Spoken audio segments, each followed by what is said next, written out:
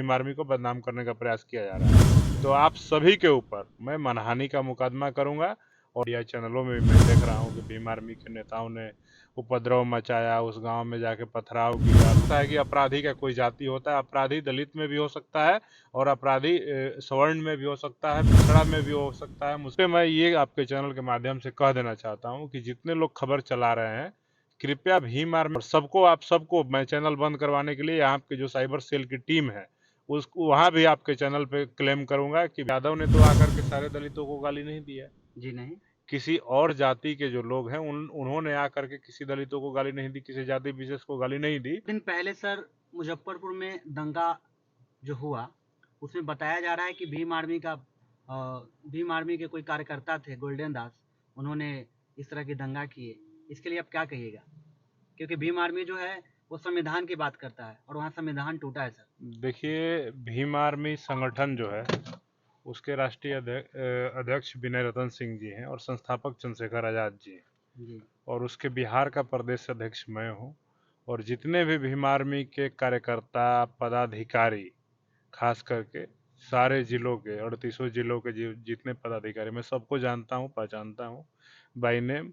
और हर महीने हमारी मीटिंग होती है जी और उस मीटिंग में सारे लोग आते हैं, तो मैं जानता हूँ। मैं किसी ऐसे जिस व्यक्ति का आप नाम ले रहे हैं, मैं नहीं जानता हूँ को भीम आर्मी का कार्यकर्ता भी है या पदाधिकारी भी है। मैंने अपने जिला के अध्यक्षों से भी पता करवाया, तो सबने यही कहा कि हम नहीं जानते ये कौन है, भीम आर्मी का कोई सदस्य नहीं है। ठीक है।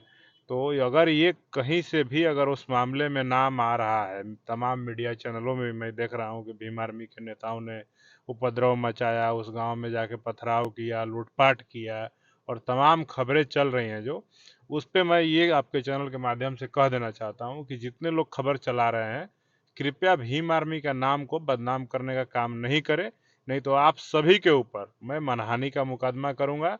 और सबको, आप सबको मैं चैनल बंद करवाने के लिए यहाँ की जो साइबर सेल की टीम है उसको वहां भी आपके चैनल पे क्लेम करूंगा कि भीम आर्मी को बदनाम करने का प्रयास किया जा रहा है।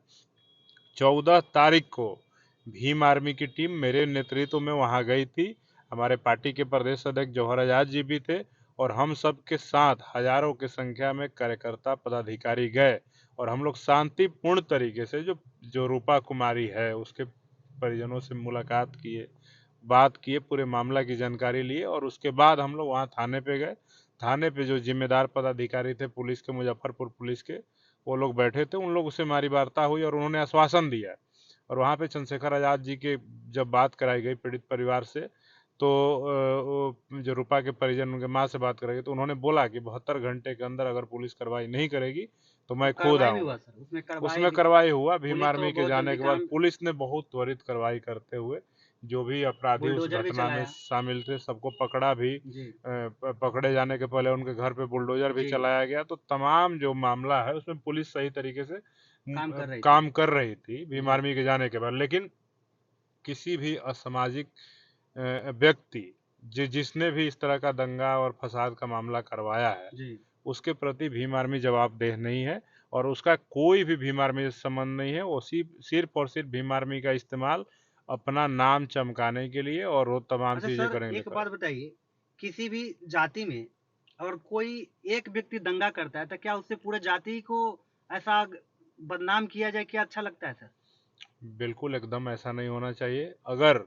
रूपा का हत्यारा संजय यादव है तो संजय यादव को सजा होना चाहिए, न कि उसकी जाति के लोगों के घर में आग लगा दिया जाना, लूटपाट कर लिया जाना, पथराव कर दिया जाना या उसको गाली देना कहीं से भी अच्छा सर, गुंडा का कोई असहनीय जात नहीं। होता है? बिल्कुल, हमको तो नहीं लगता है कि अपराधी का कोई जाति होता है। अपराधी दलित में भी हो सकता है और अपराधी सवर्ण में भी हो सकता है, पिछड़ा में भी हो सकता है, मुसलमान में भी हो हर सकता है। जाति में हो सकता है। हर जाति में बलात्कारी, अपराधी, हत्यारा और इस तरह के व्यक्ति जो असामाजिक तत्व के लोग हैं पाए जा सकते हैं। आप रूपा हत्याकांड की ही बात करें तो अगर देखिएगा तो उसमें 5 लोगों की गिरफ्तारी हुई है, जिसमें 2 यादव हैं और 3 दलित हैं।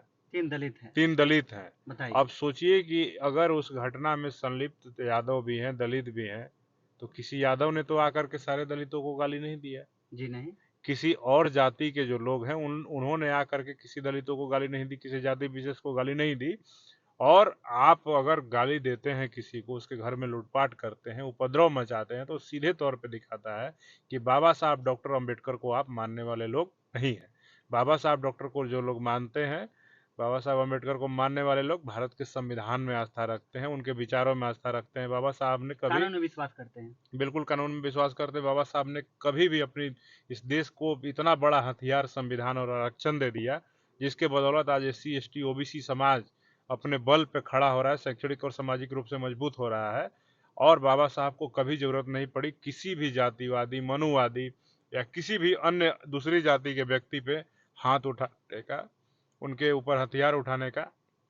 बाबा साहब ने जो कुछ दिया, संवैधानिक तरीके से, शांतिपूर्ण तरीके से कलम का इस्तेमाल करके हम सबको, हजारों करोड़ों लोगों को, लाखों लोगों को जब अधिकार दिला सकते हैं कलम के माध्यम से, तो हमें ऐसा भी देखा भी शांति, गया है। ऐसा ये उदाहरण है पूरे। चंद्रशेखर भैया। चंद्रशेखर आजाद जी को आप जानते हैं। जी चंद्रशेखर आजाद जी आज तक आप जितनी लड़ाई वो 10 सालों में लड़े हैं, जी आपने कोई ऐसा आंदोलन नहीं देखा होगा जिसमें भीम आर्मी के लोग उग्र हो गए हों और किसी भी सरकारी या निजी संपत्ति को क्षति पहुंचाए हों, किसी जाति विशेष को, धर्म विशेष को गाली दिए हों। भीम आर्मी हमेशा संविधान के दायरे में, कानून को ध्यान में रखते हुए हर आंदोलन को सफलतापूर्वक अंजाम देती है। और कई मामले आप देखिएगा, चाहे इंद्र मेघवाल का मामला हो, जितेंद्र मेघवाल का मामला हो, या बिहार में राकेश पासवान का मामला हो, या ज्योति पासवान का मामला हो, तमाम मामलों में जहां भी भीम आर्मी मजबूती से खड़ी हुई, लड़ी, संविधान के दायरे में। वहां पे संविधान के दायरे में रह करके हम लोग न्याय दिलाएं। वहां पे सारे अपराधियों को, जितने भी लोग दोषी थे, सबको जेल में जाना पड़ा जी और सबकी गिरफ्तारी हुई, किसी का कुर्की हुआ, किसी को सजा हुआ। मुजफ्फरपुर में हमारे भीम आर्मी के जिला देखते रंजीत जॉन पासवान, आप देखे होंगे कि जब उनकी हत्या कर दी, उस मामले में उम्र कैद की सजा हुई। जी तो हर जगह भीम आर्मी मजबूती से लड़ाई लड़ती है और हम लोग संवैधानिक तरीके से ही लड़ाई लड़ने एक में